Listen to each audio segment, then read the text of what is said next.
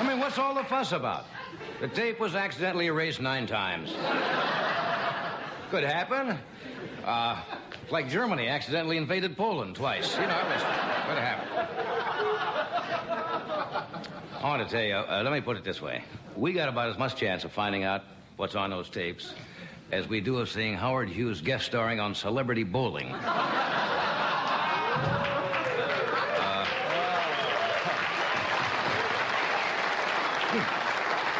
All I can think of, if you remember this old joke that goes back 15 or 20 years about the guy that was arrested for stabbing the man in the street. And that guy says, he came around the corner and ran into my knife.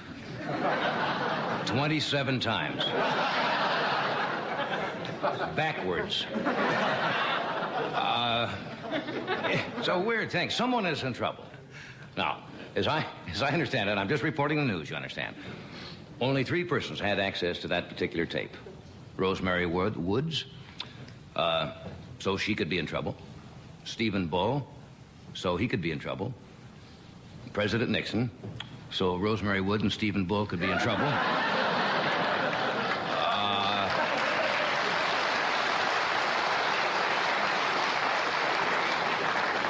Senator Baker came up with an interesting statement. Did you see that? He said this potentially could be damaging to the president. It's like you're falling out of an airplane at 30,000 feet and the ground could be potentially dangerous. Well, I don't know what's going on. Does anybody follow that at all? The whole thing is getting so incredible now, you just have to sort it out. Hello, Tom. Tommy posed for that thing they sent out on Pioneer 10. Remember the etching they have with the man from space where they stand like this? How are you, Tom? Very well. Nice to see you. Tommy is... You may have noticed him, but Tommy has that certain nothing. He's my kid, Tom, but he's a little dull. Let me give you an idea. The other night, he watched the Waltons, and the Waltons fell asleep.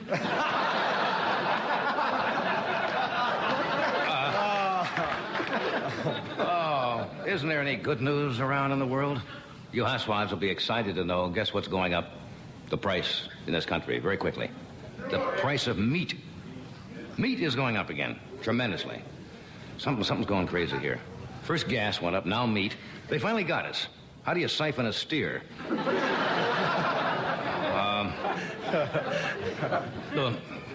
The wilderness societies, you know, they were fighting with the government, I guess, to win concessions on that Alaskan pipeline, and they finally given up. They're going to build a pipeline. They did get the oil companies to agree to one thing. They're going to spend $100 million so as not to go through Ewell Gibbons. Yeah. That's not much of a joke, but if I'm not near the joke I love the joke I'm near. Doesn't make any difference. What else is happening? John Wayne is in the news. You see that in the paper? I admire what he did.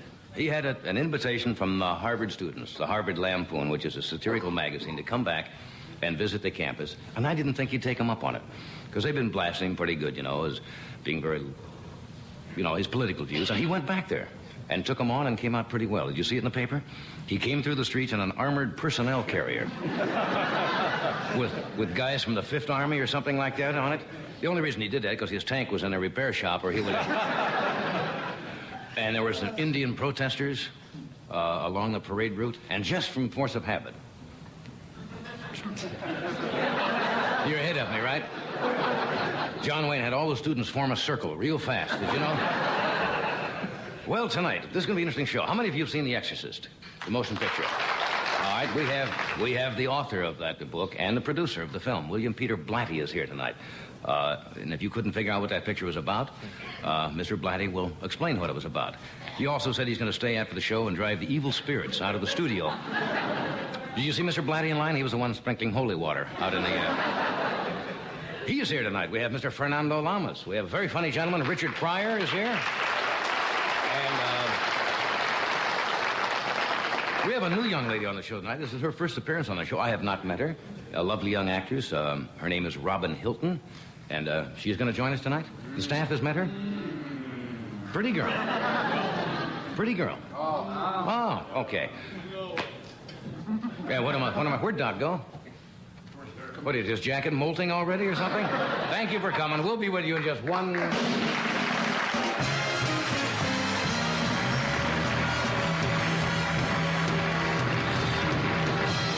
I thank you. We'll be back. Here is Doc now with a word about Alpo.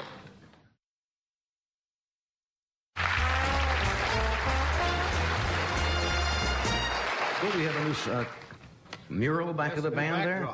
New backdrop. Yeah, how about that? What happens? Is that turned too? Yes. What happens when we turn it? You see something different. Oh. And it turns again for... Oh. And it turns again and says goodbye. More to come, we are gone. But I miss the guys. Who does that, the job? John Shrum. Does John Shrum and the people from our prop and art department do that? Very nice. But I miss the picture of the guy that they used to have up there. Well, that was a little, I thought. You know, ego's too big a picture. No, that's not true either. They didn't tell me they were going to change it. I understand John is not with us anymore. Don't say that. Tommy Newsom is going to do something this coming, well, not this coming weekend, but the weekend following this weekend. Tommy Newsom is giving a concert and a clinic. And after his concert, you'll have to go to a clinic. No, at the University of Wisconsin in Green Bay on the 26th of January. Great. How about that, Tom?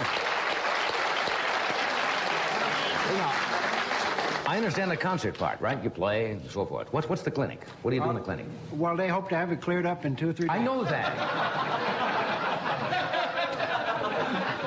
See, the people might be interested. I'm asking a legitimate question. Can't get a straight answer out of it. But you sit with the students and talk about music and technique and so forth as in a clinic?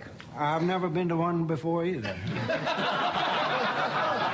Students are certainly in for a wonderful... What would he do? What would he do at a clinic now? No, he'll get up and he'll lecture on whatever subject that he chooses at that moment. Probably he'll lecture on what does Johnny Carson really like. No, come on now. Clinic is... No, a clinic... Eddie Shaughnessy goes and has clinics with the drummers, and they sit around Eddie would get up and talk about drums. I would get up and talk about trumpet playing. Good. Tommy would get up and talk about dullness. No, you know that we kid Tommy a lot about. We say he certainly deserves it. No, that's Actually, not I'm going to talk about how to find peace through death.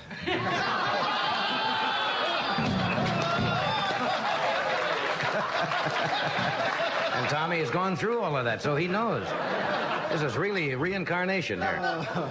Find peace through death. Anyway, they talk about his instrument, right, and so forth. Oh yes, he's going to do that, all right. In the motel. Oh, come on now. Man's trying to conduct a serious show and pass on some knowledge to our viewers, and you two clowns...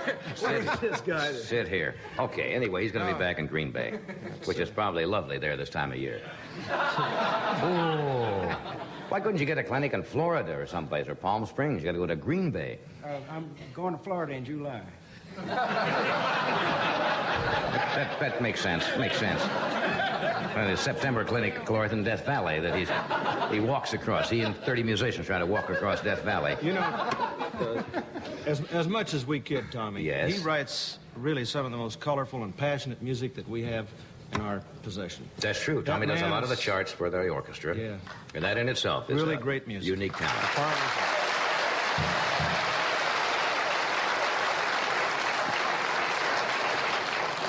He should have been put away years ago. Okay, I've got some odds and ends here. You get these things in the mail at home. Somehow in this country, you get on mailing lists. You know, there are companies who sell your name and address to all kinds of companies around the country, and you get on a mailing list where they send you the contest gimmick that's going on, the various companies. You could be a grand sweepstakes winner. Do you get those all the time?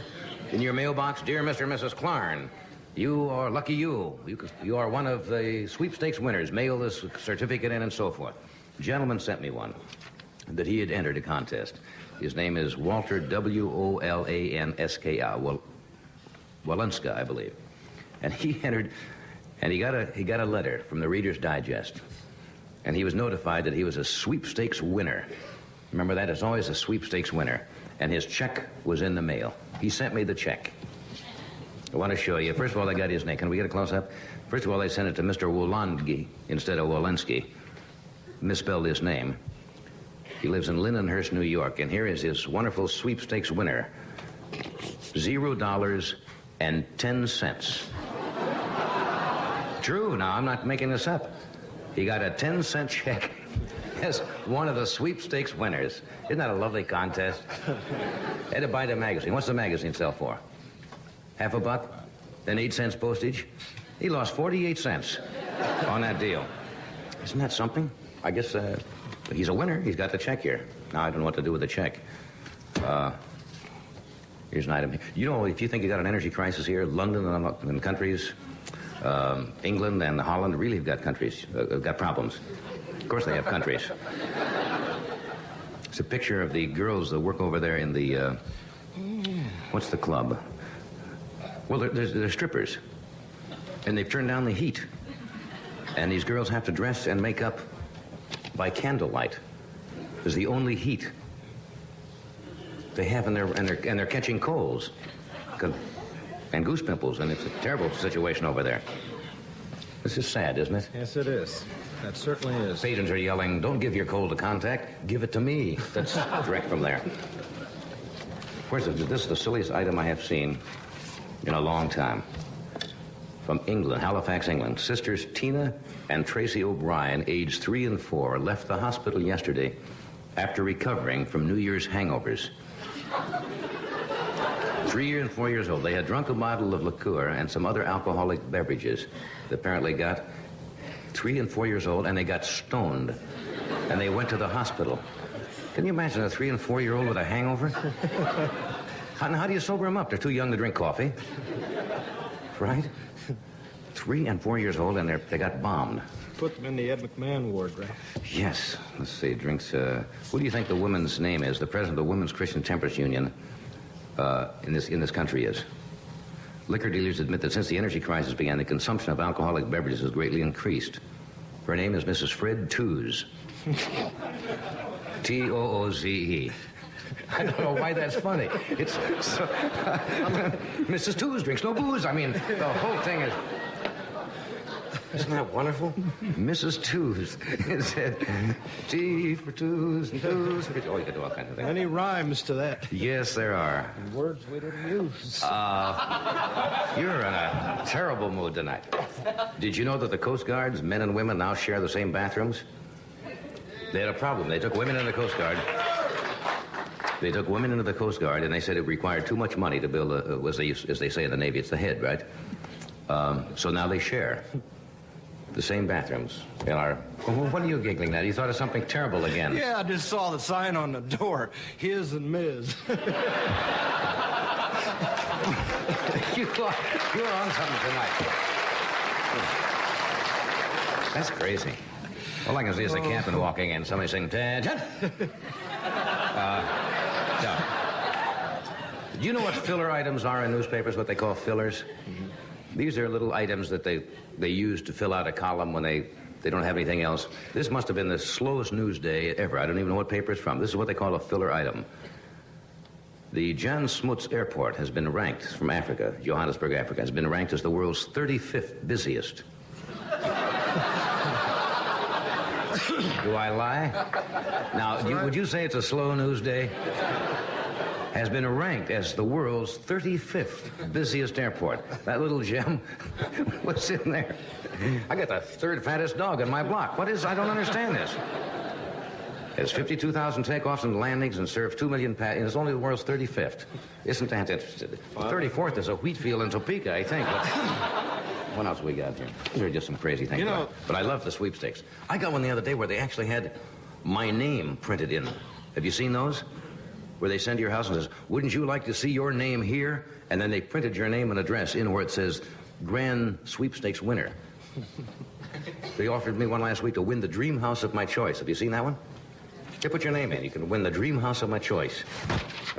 Have you ever, by accident, gotten on one of those mailing lists for obscene items? Not by accident.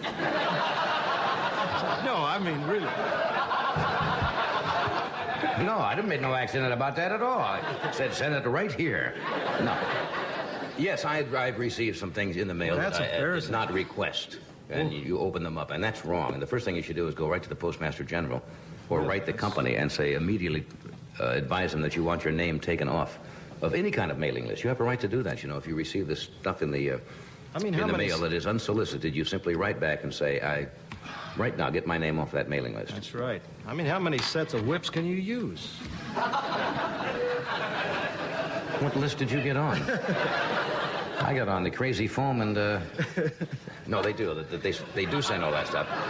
Because there are businesses in this country who do nothing but make up lists and sell them to other businesses. So you could be on a mailing list and not ask for any of these. The best thing to do. Also, you do not have to pay for anything, you know, that comes to your home, unsolicited. You can keep it. You don't even have to return it. Well, you got to pay for those whips. But you get off with those. You're in a freaky mood tonight. But, you know, sometimes they will send you something in the mail and then ask you to pay for it. You do not have to return it, nor do you have to pay for it if you get it unsolicited. But the best thing to do is write the company and get off the list. Because, well, there's a lot of that mail. We'll get in trouble now. We'll hear from all the mail order people tomorrow saying, we make a living doing this. What was I going to say? Oh, we have on the show Fernando Lamas. Good. William Peter Blatty, the writer and producer of The Exorcist. We also have Richard Pryor, and we have the young lady who will join us in a moment by the name of Robyn Hilton. Oh, yes.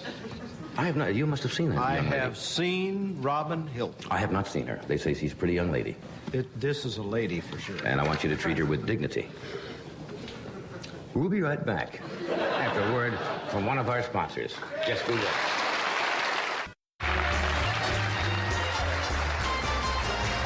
We've returned. My first guest this evening is the young lady we were just talking about. She's a young actress. Her name is Robyn Hilton. And this is her first appearance. She is going to be in Mel Brooks' new film that he is working on, which is crazy. From what I read once, it's called Blazing Saddles. That'll give you an idea of Mel's mind. Would you welcome Robyn Hilton?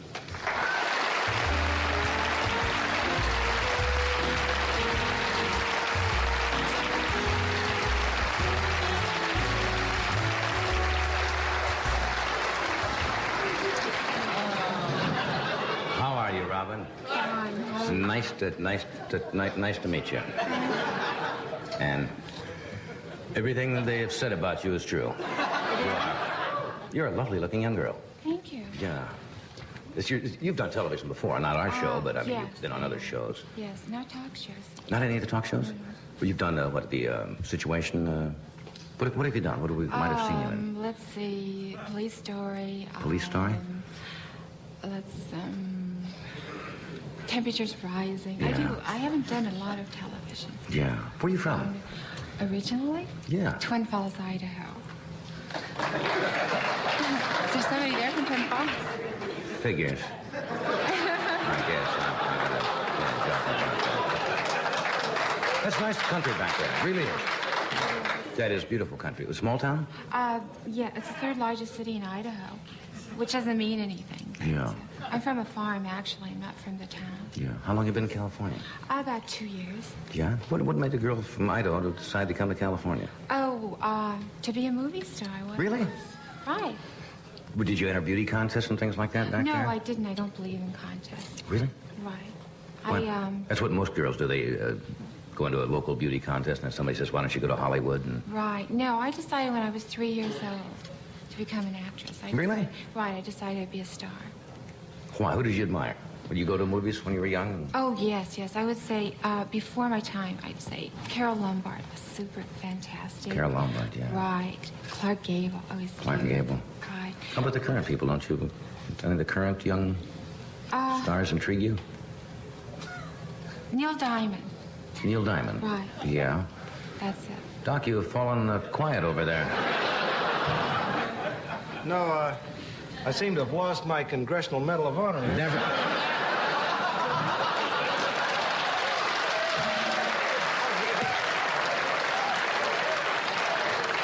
And stealing from Jackie Vernon, I might add, at the same time, also. Well, you take them where you find them. Yeah. Can I help you look for it? No, please don't. Please don't. No, if you do, Celebrity Bowling will be in here tomorrow. And you'll get to see Howard Hughes. Howard Hughes is... I think I know where they went to. Where it went. Don't mind him. He is very easily disturbed. It's okay. Yeah. What did your folks do? My folks? Your parents? Yes, my parents. My father is an experimental engineer. He was a farmer.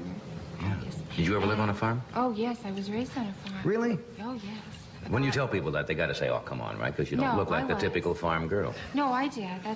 Yes, I was raised on a farm. And it's true what they say about haystacks. Yeah? Yes. And the farmer's daughter. Yeah, you That's probably where heard all those come jokes, from. right? Yes, I have. Most of them are true. Really? Yeah. Well, somebody told me you don't drink. No, you, I you don't. don't smoke. No, I don't. Is that just personal beliefs that it's bad for you? And No, I do other things. we have to take a break. Can we come back and talk a while? Oh, I'd love to. Or throw a couple of frisbees or something?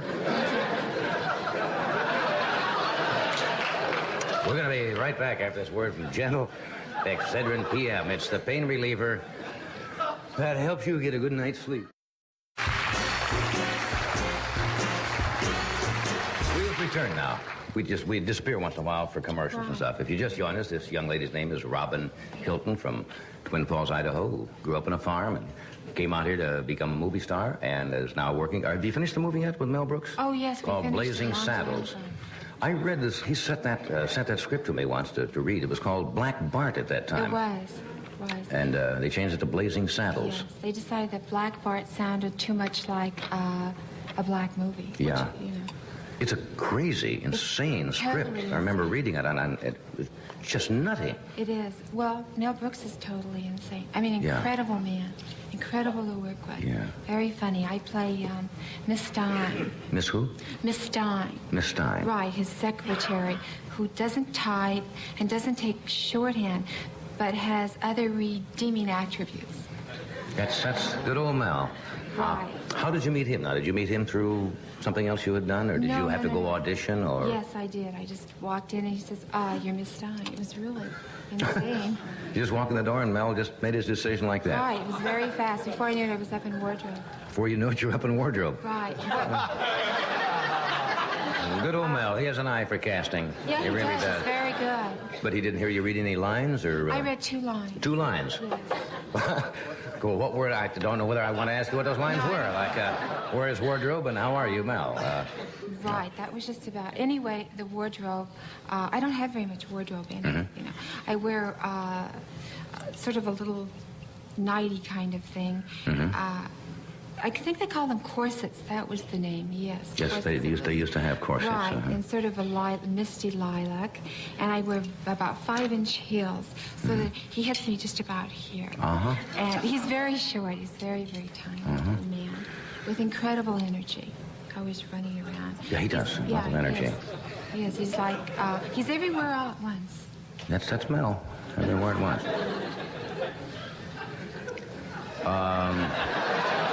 Excuse me, these short naps help me. I'm getting... As I get older, sometimes I tend to fall into my food, and...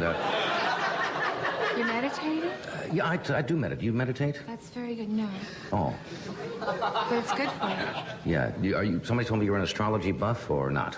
Or- Well, I'm into astrology, numerology, handwriting, all of those things. You're a Scorpio. I am a Scorpio, that is Yes. true. Very dynamic sign, very lethal. Most of our presidents have been Scorpio. Very, well, I think that's a compliment. I didn't know that. yes, they're very sexy people. Well, I hear that, but how can you tell? Do you think really it makes any difference when you were born, whether you're going to be sexy? I mean, it just turned out this way. I could have been...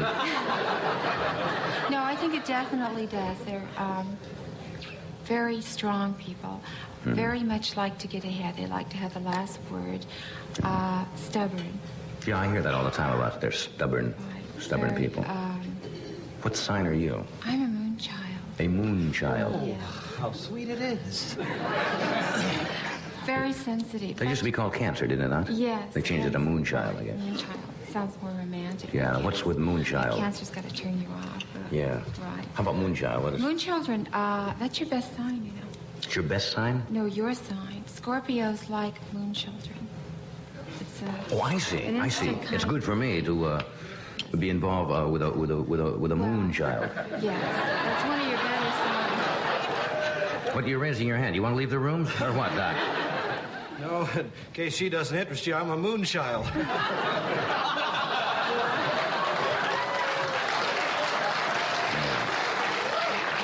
Well, that's interesting. And you go for numerology and all of that stuff, huh? Right, I believe in reincarnation. You believe in reincarnation? Yes, I do. You believe you've lived before? Mm-hmm. Do you have any idea what you were before when you were here?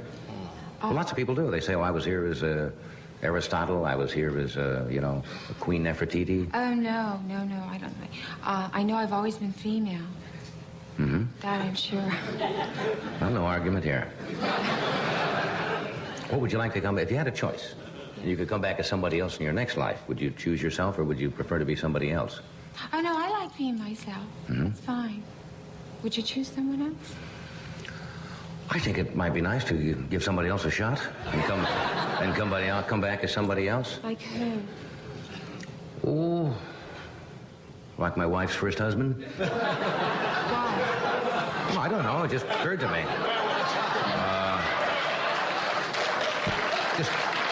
I meant that as a compliment, you see. I meant that as a compliment. No, I'd like to come back as a woman once. A woman? I really would. Why? Just to see what it would be like. No, I think every person would like to be of the opposite sex at one time or another, to feel emotionally and physically what the makeup is like to be of the opposite sex. Wouldn't you like to know what it's like to be a man at certain moments? No, I like being a woman. Yeah, that's what I want to find out. No, I like being a woman. I want to be a woman every lifetime. It's very pleasant. Yeah, I'll take your word for it.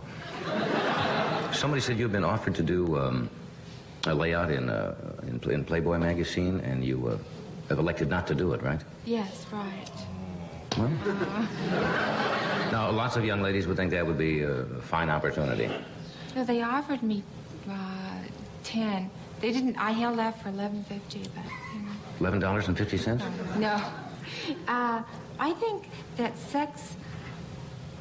I think being partially undressed or partially is much sexier than total nudity. I think sex is an imaginary thing anyway. It's totally That's true. in the mind.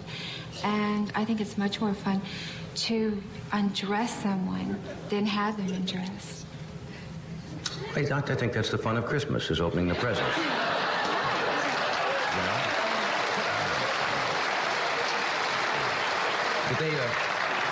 But I think that's very good philosophy on your part. But they offer you a lot of money, don't they, to do something like that? Or used to be. Yes, they do. They do a lot of money. I'm not materialistic. Yeah. In other words, they'd offer you $5,000. Would they offer you that much? Yes, they do. They did? Yes, they offered more than that finally. Well, if I'm not being personal, do you mind telling how much they? They go up to around 10. You know, I'm still holding out for $11.50.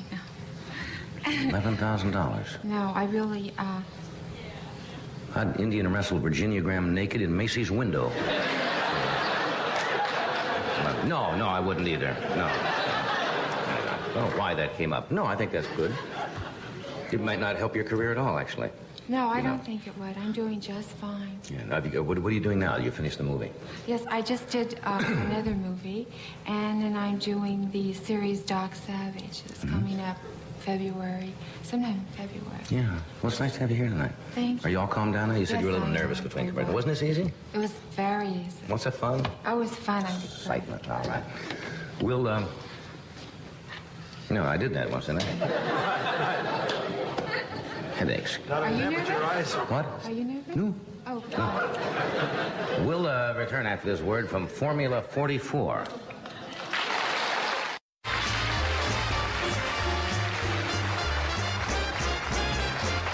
My next guest is a good friend and a fine actor and a director. Just started a movie that he wrote and will direct called Scavenger. You said you'd never met him, right? No, I haven't. I'm really excited. Really? Yes. Okay. Would you welcome... Were you excited to meet me? I mean... Oh, of course. Oh, wow. Just want to find out. Would you welcome Fernando Lamas?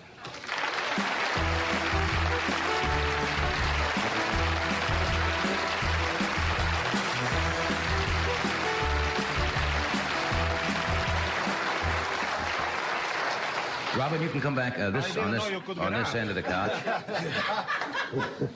She gets up and everything. I didn't know she could, yes. You are a very lovely lady. Thank you. Which inclines me to believe that the glandular system is the most important system in the entire body. Because anybody can have a couple of legs, you know.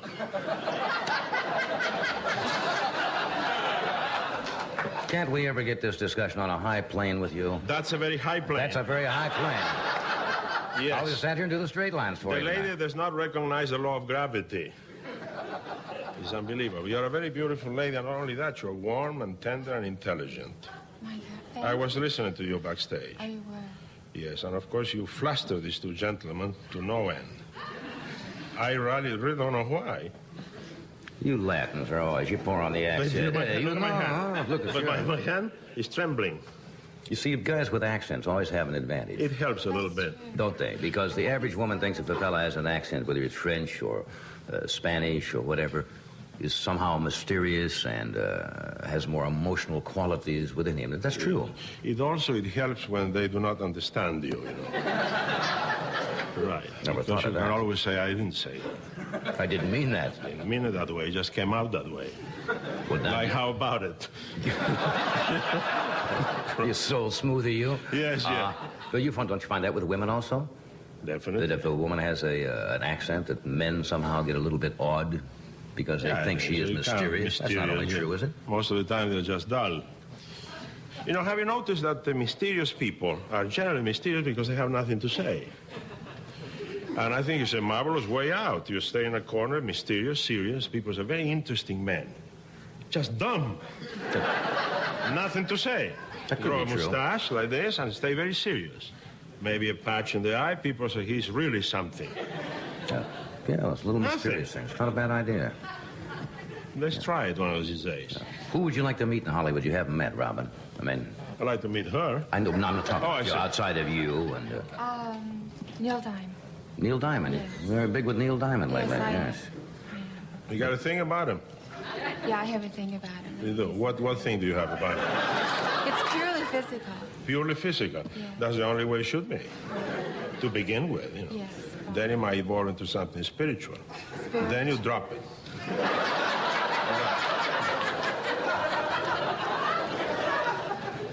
I always try to get a different, deeper relationship at first.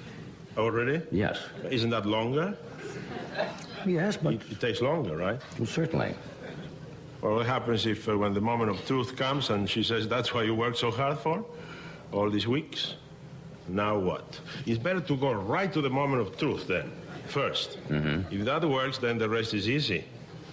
But that anxiety of waiting and waiting and waiting if it's going to be good, that's bad. I always feel like I'm at a boys' school when you're here, and I've just gone in and you're giving me a... No. Yeah. It's just a different technique. I'm sure yours is just as good as mine, but it's different. Yeah. Right. Well, you used to have, we talked about this one night during a commercial, you used to have a very violent temper.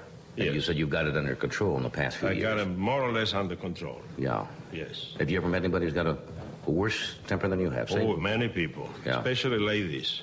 Yeah. Many. But it's difficult to fight with ladies Yeah. because they give you a slap across the face, and if you slap them back, you're a brute. If you don't slap them back, you're an idiot. So you got to slap them back because how could you go through all your life being given things without returning them?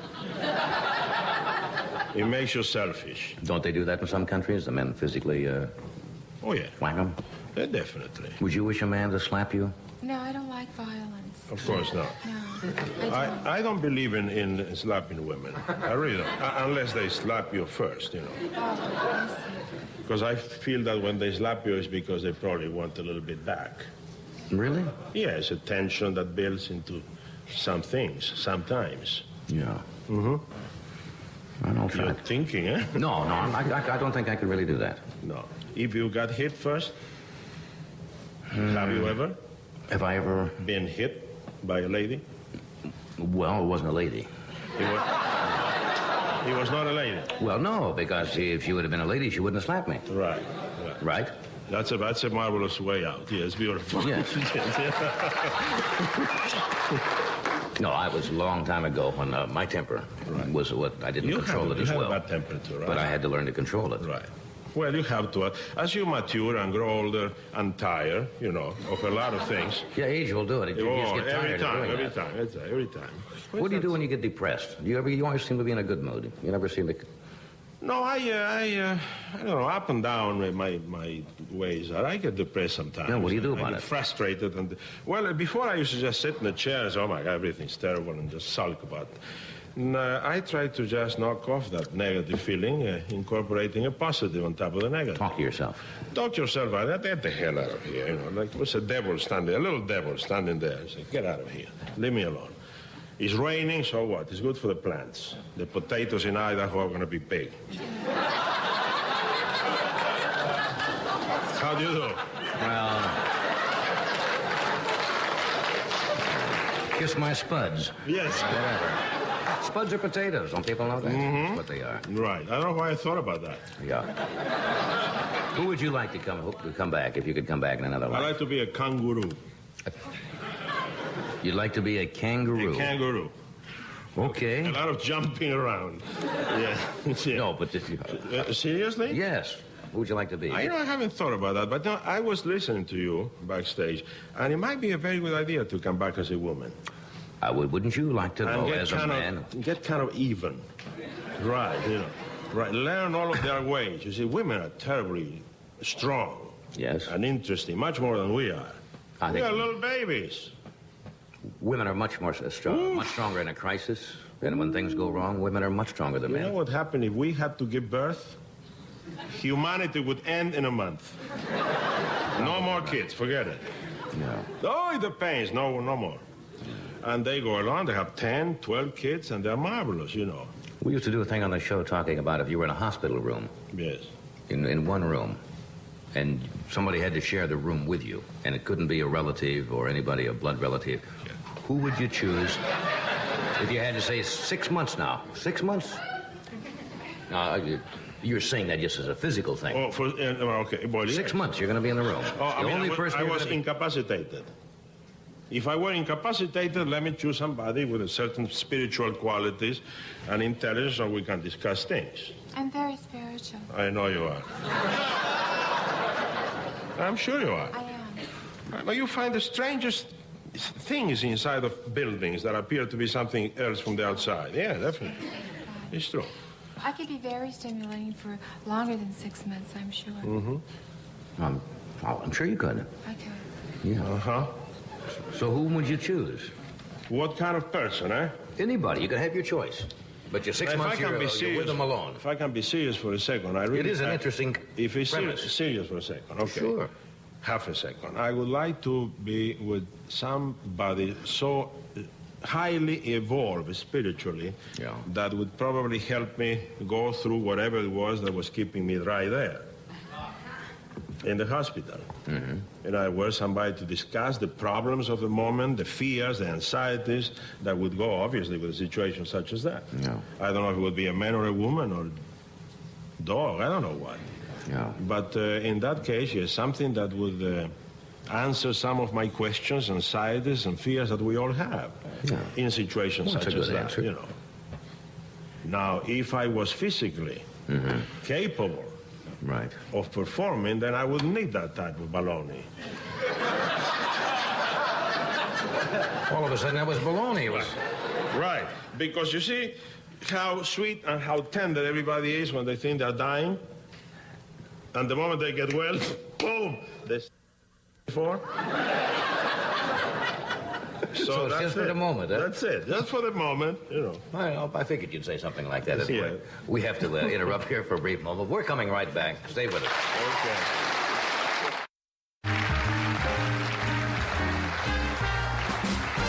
Okay. Richard Pryor is with us tonight. He's got a very unusual mind, very inventive. Mm-hmm. He just completed the movie Uptown Saturday Night, and he'll soon be seen on the Martin Luther King special, which airs on January 24th. Would you welcome the very inventive Richard Pryor? Richard?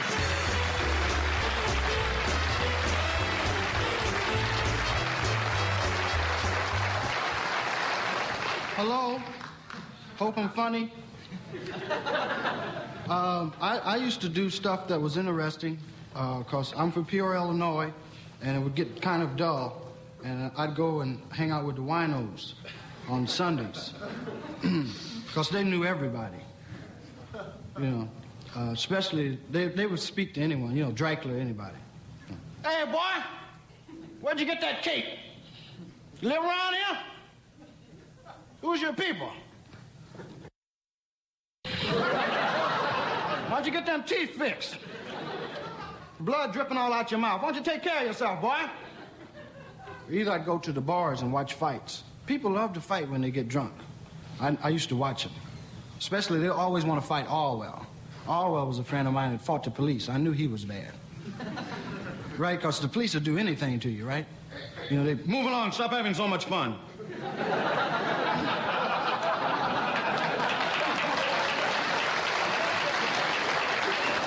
Orwell would stop that. Hey, man, don't push me with no stick, Mr. Officer. I'm Orwell. 6'5", weigh 235 pounds. Bring fire out my chest. I know you understand. You understand? Now, why don't you call downtown and ask about me, Orwell? Remember last summer when the 15 police come got that and 4 or 5 of them got messed up? That's me. You mess with me, I'm gonna bite you on the neck. And you always go to bars. When the guys get drunk, they started fighting. Some dudes would really get weird and want to fight women. Right? They always want to fight the women, right? They go, Say, man, what you mean we can't have another drink? Well, we done spent money all night, chump. Tell me, don't hold me, man. Give me a drink, baby. Get a beer for the house. 1 beer. Woo! What's wrong with you, ugly woman? Well, ain't nobody messing with you. Turn your face around. I'll knock you. Who are you, chump? I don't care if that's your mama. Wait a minute, baby. You done hit me. Say, man. No, don't hold me, man. Don't let me go. Don't nobody hit me, baby.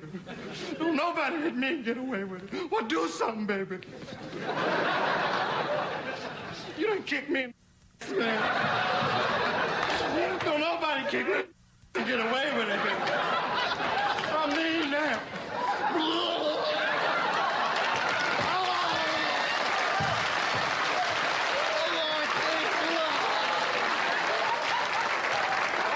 Get me home, please. Oh, Freddie, please help me. Roll down the window, please. Put it up. It's too much air. Oh, Lord. I'll never do it again, Lord, please. Oh, Lord, please. Don't make me, Lord. There's nothing left to throw up, please. I ain't got nothing left but my manhood, please.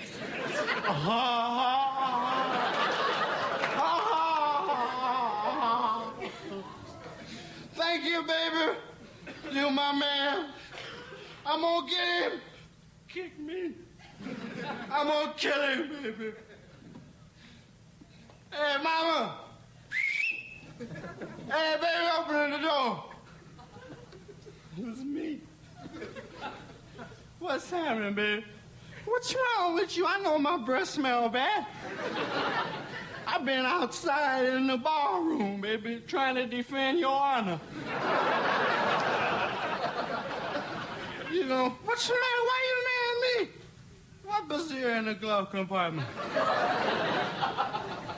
I got that from a lady at the store, baby. My shopping bag bust. I asked her to loan me a bra so I could carry the groceries on.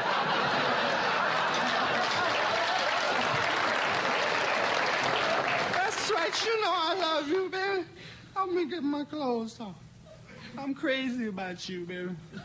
I want to make love to you tonight, baby. You better believe it.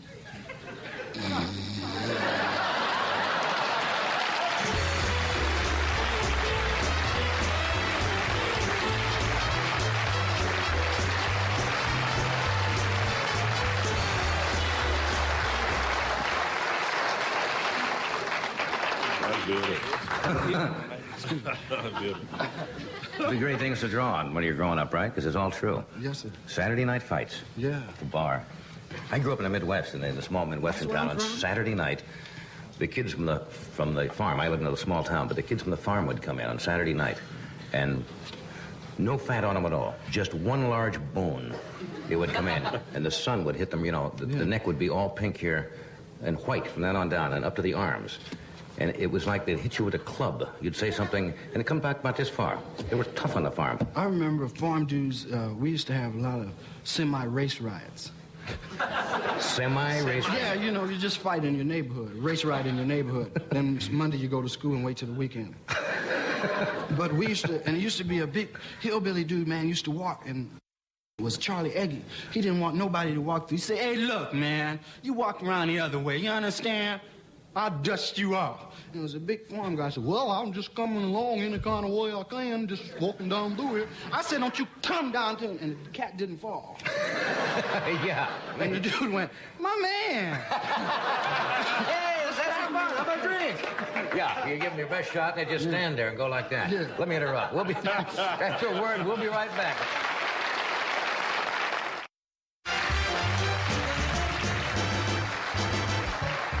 We're back. My guests are Richard Pryor, Fernando Lamas, and Robyn way down at the end there, Robyn Hilton. What was I going to say to you? Oh, I found out, and I should have known, because I remember when I first talked to Mel Brooks about the picture. You were one of the writers on this Blazing Saddles also. Yes, it was Black Bart. Yeah. I hope they still keep all the stuff in it. I haven't seen It was one of the most crazy scripts I'd ever read in my life. Absolute nonsense. If it comes off, it can be a very, very funny picture. Brooks has an extraordinary head for comedy, you know. The man well, so does this man. You know, He's a genius. Oh, tremendous. In comedy, it's unbelievable. Yeah. Really. absolute insanity. Thank you. Good to see you again. Good to see back. I understand you were back in Washington working there and were Yeah, I did a big concert. smash back there. Yeah, man, it was the first time I ever did a concert. And I was always scared that people, you know, wouldn't come. Yeah. So I've been afraid to do a concert because it's very embarrassing, right, to walk out. And Nobody there. 4 or 5 people. Yeah, that tends to give you security. Did you have politicians? I mean, people in government? I don't know, hope not. What did you? Did you go at them pretty Not heavy, too did cool you? to be friendly with them now. Good. You grew up back in, as you mentioned, Peoria, Illinois. Peoria. Yeah. Mm-hmm. Were you Thank you. influenced by movies when you were a kid? Lash LaRue. Lash LaRue. Lash LaRue was a Oh, man. yeah. And he used to always fight and jump up at the end. Remember? He'd jump up and knock the cats out. Him and Fuzzy Q. I like Bob Steele. Bob Steele? Oh, Bob yeah. Steele was in a movie once. We saw on television, man. I don't know if we was high or what, but it looked like... No, it looked like Bob Steele said to the dude that was fighting, looked like Bob Steele said, lighten up.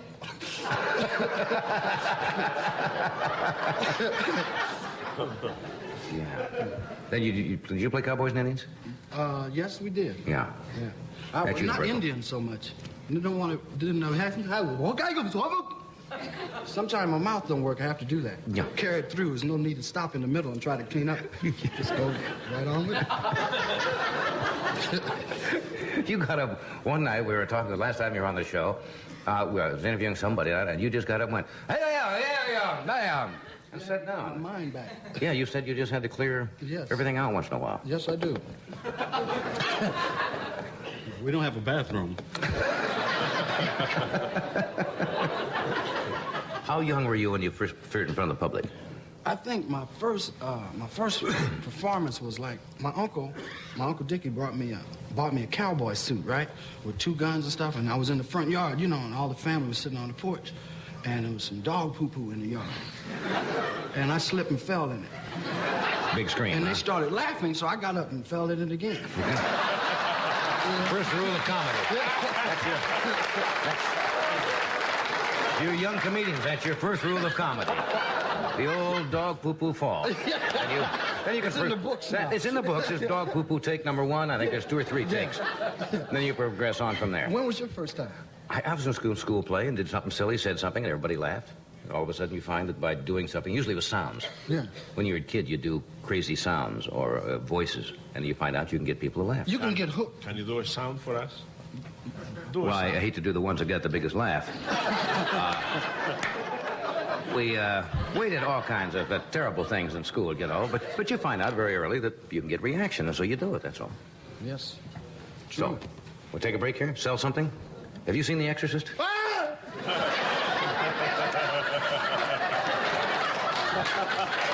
Apparently you have. Good. It's nice to know you enjoyed it.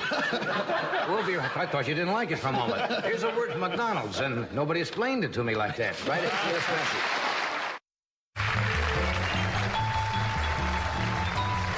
you. William Peter Blatty is with us tonight, who is the author, also the producer of the motion picture The Exorcist, and the book, as you know, was on the bestseller list for over a year. And those of you who've seen the motion picture, a lot of things have been said about the film. Practically every place you go now, if you're at a cocktail party or in a home, that picture comes up, and you get violent reactions on both sides. Some people think it was a great picture. Some critics thought it was not.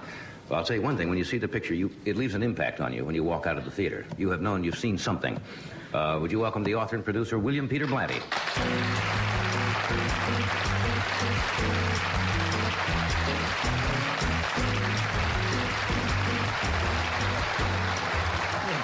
Good to see you again, Fernando. Yes.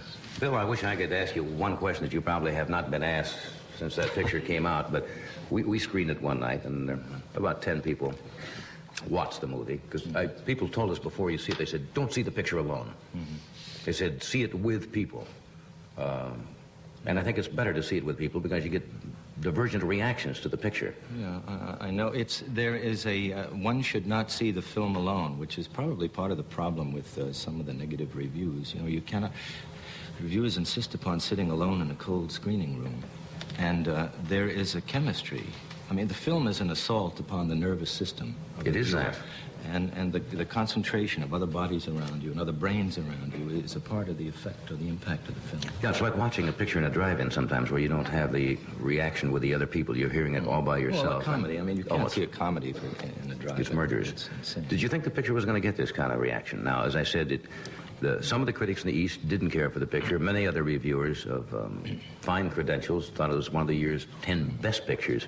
There seems to get that kind of a violent reaction. But I suppose that's true in this kind of a picture, or anything that is shocking and has a controversial theme about it. Well, I wouldn't be so benign with some of the reviewers who were negative. I mean, I think Pauline Kael, for example, needs an enema. And that... No, I did not read her review. Did she... I mean, her review is... Reviews always are so full of personal poison attacks upon the makers of films. I mean, what do you say about a woman who thinks that Psycho was a playful film, or that the French Connection was a fascist film? I mean, this is a serious study for a psychiatrist, I think.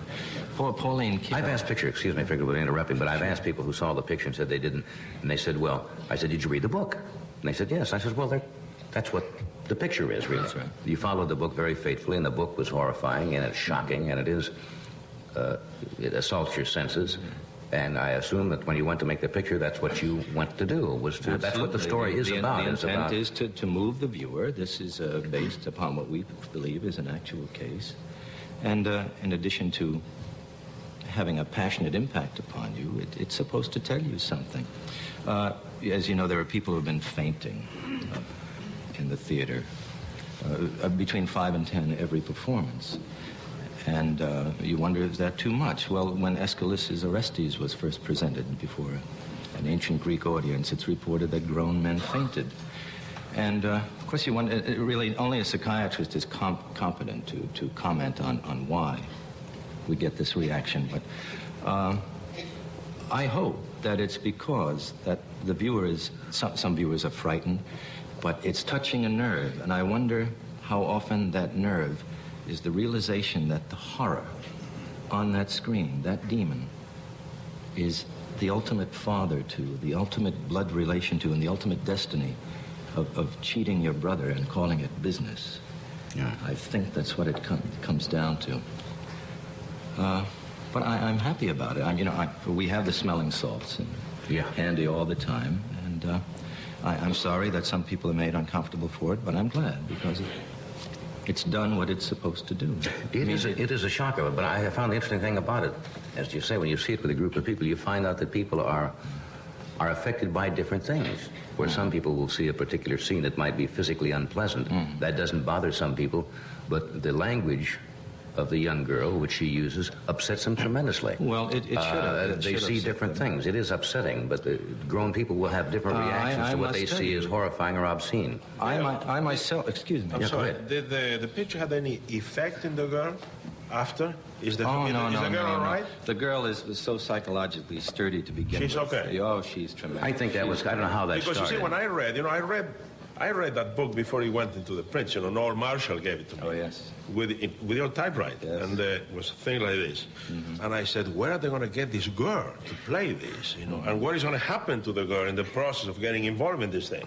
Fernando, she giggled after every take. I mean, the whole Fantastic. procedure was silly to her. Oh, really? And you know what it is. course. You're surrounded by 80 technicians like Cape Canaveral. Right. Yeah, people forget that. I almost, watching the picture sometime, had to say, no, wait a minute.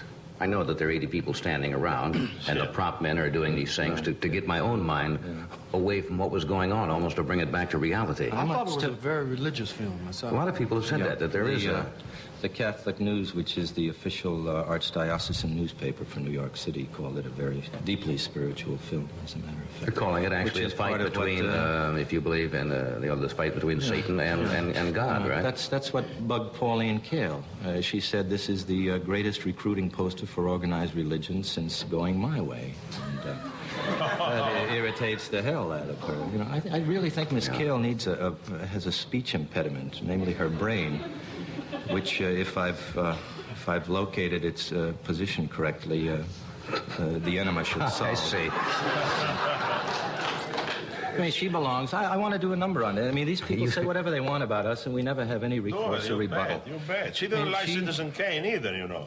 She didn't like Citizen Kane? She's She didn't like intensely Citizen insane. Kane. He wrote the whole book about it. She loved it. No. She is part, excuse me, she's part of a small set of elitist reviewers in New York who are so trapped inside the squirrel cage of their egos that their view of the objective world of reality outside is necessarily very blurred. Every pronouncement that they make is a papal bull. I have very little... Well, it certainly is not disturbing the number of people who are going to see the motion picture. great. I read in the paper the other day that, I don't know whether it's true, it almost sounded like a publicity item that the studio would put out, that people were lined up at 7 or 8 o'clock in the morning to see a 10:30 screening and couldn't get in and got angry, and there was almost a riot. There were Harry Francis, the manager of the National Theater, showed up early in the morning to prepare for the 10:30 a.m. show this Saturday morning, and he found between 4,000 and 5,000 young people camped out. They'd done that Rose Bowl. When you say young people, how old? Because I did say something on the other night on this show that I don't think young children, and I tried to delineate what I meant. I'm talking about children under 15 or younger. I think it might be a little too powerful for them, and it could be have a great effect on a child that, might have a few problems to begin with their tensions. An equally great problem is the neurotics among the adults who are going to see it. I mean, that has just as terrible effect upon them. Didn't bother me.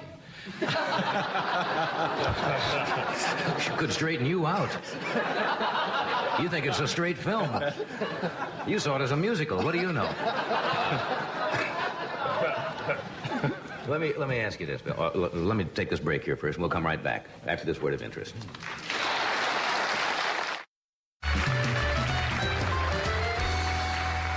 Talking with Bill Blatty about The Exorcist. The rites of exorcism, as such.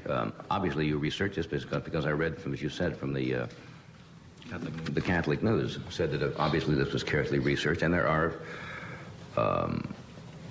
times when this has happened, these type of cases. Well, yes, have there not? The So-called possession by the... A case in 1949 in Mount Rainier, Maryland, suggested the novel, as a matter of fact, and the paranormal phenomena in the film occurred in that case, although I stress that there were no murders, no deaths. Right. The characters were not at all similar. That's all a work of fiction. Only the symptomology of possession and the paranormal phenomena come from that case and some others, although this is the only one that I know of that personally that, I think is authentic. There has recently now been, I just heard in July of this year in San Francisco, a case where a whole family was obsessed and the rite of exorcism was performed. I think there's a UPI story on that breaking on Sunday, as a matter of fact. Is this still a rite that is performed? Well, yes. It is in the Roman ritual of exorcism. in Asia and in various other societies. It's a common occurrence. But I stress for the fear that there will be so many people who possibly are a little neurotic who are going to suddenly decide that they are possessed, that it is so rare. I know of one absolutely authentic case in this century. And there, to my knowledge, in this century, only 3 exorcisms have been performed in the United States. So it's nothing to get all excited. Yes, successfully? In fact, successfully, yes. I did bring along now what's this piece of tape we have? A piece of tape, which the quality is very bad because it was, of course, not done professionally. A portion of an exorcism performed in Rome about 5 years ago by a Monsignor Novaris. Now, this is not a study. I mean, this is not actors or anything. No. This is an actual. The exorcism took several months. Was this for a person? Because they also do it for buildings, I understand, or they can exercise spirits. Exorcism of a place. But this was of a person. I'll talk about the person after you've heard it because I think you'll be a little startled. As I say, I know nothing else about the case except the 4 personalities are manifested. It's just for the sound of the possessed. All right, let's listen to the audio tape. You will hear the priest and... Yes, you'll hear the priest. That's the